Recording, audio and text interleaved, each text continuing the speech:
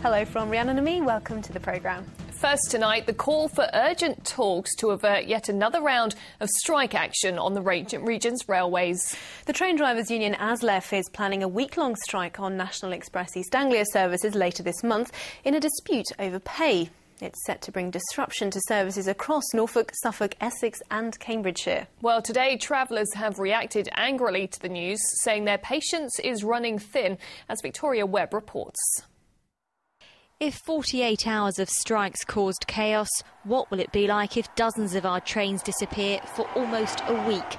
Industrial action is planned for 6 days from Monday the 21st through to the Saturday, once again causing frustration for passengers. Doesn't surprise me. Were you affected quite badly from the last strike? Yes, yeah. A lot of delays. Trying to get across to Peterborough is near impossible. This is a real pain in the backside.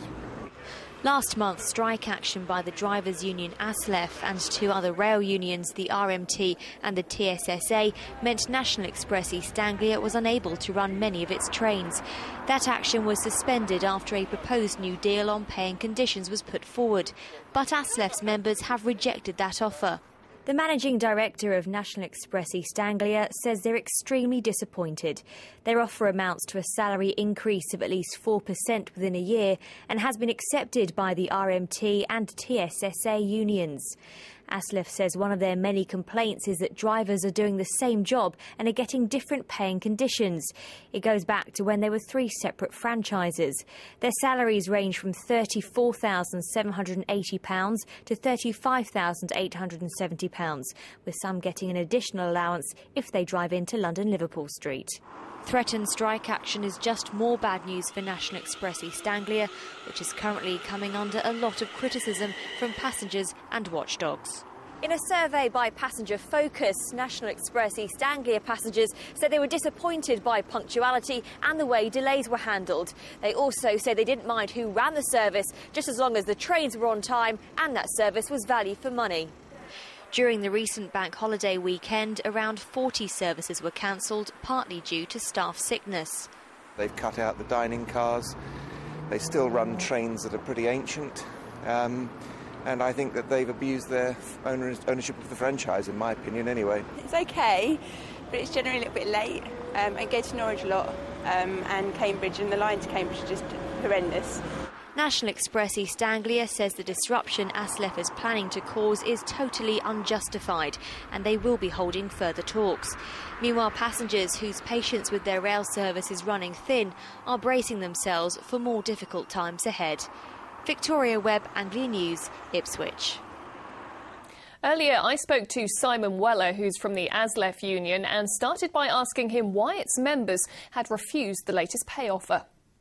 It was very, very clear in the meetings that we had with members and the messages that we've received and the response we got in the mess rooms and lobbies when we were discussing this with our members that the offer was not acceptable. But we've been finding out this morning that the average train driver earns around £35,000 a year as an average figure.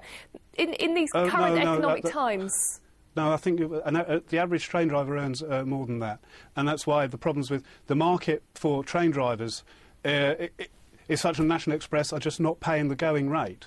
Well, indeed, you're saying there that you're being paid, the average wage is more than £35,000 a year. In the current economic climate, if you don't mind me asking the question, in the current economic climate, most people would say that's a fine wage. How can you really justify the strike action? Actually, the salaries we receive post-privatisation is because we have given productivity for that salary. It is we have earned that salary and paid for that salary. I'm not comparing to other industries, but within the train driving market, that is the going rate for a train driver. But we have been speaking to passengers this morning. They've already had to put up with a series of strikes taking place. They are not happy about this current possibility of more strike action. What would you say to them? Well, obviously, we don't go out and have strikes just for the pure hell of it. This is the last resort. And what's clear is our members are not very happy with the way National Express are treating them. And this has been built up over a number of years. We've tried to resolve a number of industrial relations issues. And it's worth bearing in mind this isn't solely about pay. This is about the ongoing industrial relations. A few months ago we had a crisis meeting with National Express to avoid industrial action, and it was all going to be sorted and everything was... But unfortunately it was business as usual as far as National Express were concerned. And we have agreements. We stick to our side of the bargain, and we expect National Express to stick to their side. Simon Weller, we're going to have to leave it there, but thank you for joining us.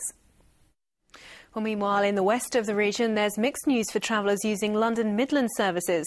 The company's announced it's reached a temporary agreement in a dispute with drivers, which led to virtually all of its services being cancelled last Sunday. However, the RMT union has today said it's considering balloting its members at the company for industrial action in a separate row over pay and conditions.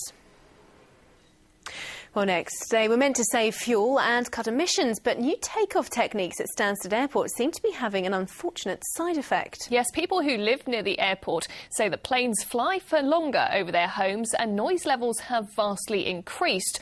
The villages of Hatfield Heath, Hatfield Broadoak and Great and Little Halingbury are staging a special public meeting this evening to discuss the problem. Our reporter Malcolm Robertson is actually at Hatfield Heath in Essex, where the meeting is being held. Malcolm. Well, recently there's been quite a vociferous local campaign against the future expansion of Stansted Airport, but the focus of tonight's meeting is very much on what's happening at the present, and that's aircraft noise. And what local people are saying is that in recent months there's been a noticeable increase in the level of aircraft noise flying out of Stansted. And what they've been saying is that as aircraft take off, they're actually staying in the air lower for longer before they begin to rise, and that creates more noise. Now, today I've spoken to Jo Stewart, who lives in the village of Hatfield Heath. She's the one who actually has organised tonight's meeting, and I asked her how things have been here in recent months.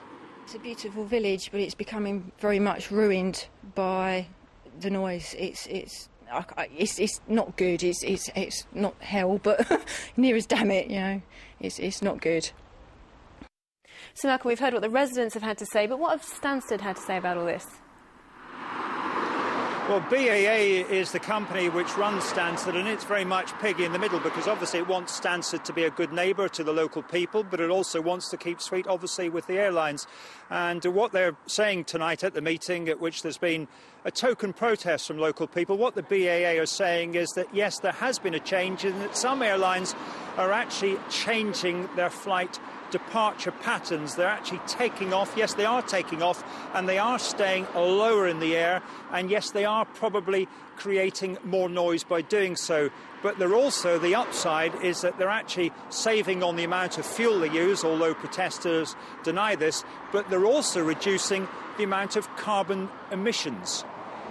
The main message of tonight's meeting is we've been working hard over the last 2 months in the Noise and Track Keeping Working Group, which includes members from the local community and also from the airlines, Department of Transport and Air Traffic Control, as well as the airport company, looking at what we can do to improve noise in the area.